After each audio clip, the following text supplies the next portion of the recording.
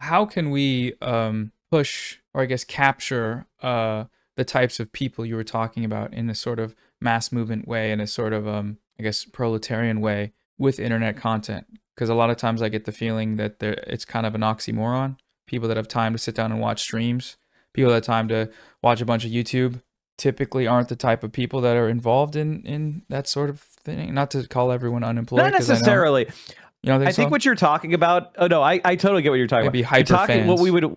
what they would call. We are basically most people that are like on streams and stuff. They're like what they would have called the intelligentsia in the past, right? Which is like they tend to be either upper middle class or middle class themselves, or they come from those kind of families. They have college educations. You know what I mean? Like they're not necessarily rich, but they have the opportunity of not being totally hand to mouth or proletarian or really working class. And this is a problem with DSA. It's a problem with PSL. It's a problem with every kind of like left-wing movement. Is how do you connect like what would have been called the intelligentsia to the broader movement, the working class? And I think that's the crisis. If I had an easy answer for that, we wouldn't be in this mess. Easy answer, yeah, we would have figured it out a long time ago, right? Yeah, like for me, I am a believer in the trade union movement. I've experienced organizing with trade unionists and seeing people from all sorts of backgrounds, all races, all genders, maybe even political orientations start to align together in solidarity.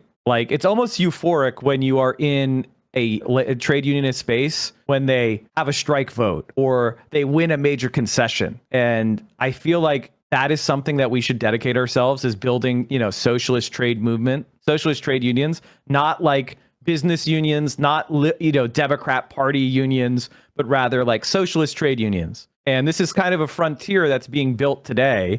And the American, laws make it very hard to form unions. So that's part of a frontier. And I think you've probably all heard this answer before. I don't think I'm breaking new ground here, but yeah. Shoot, I had a question. Let me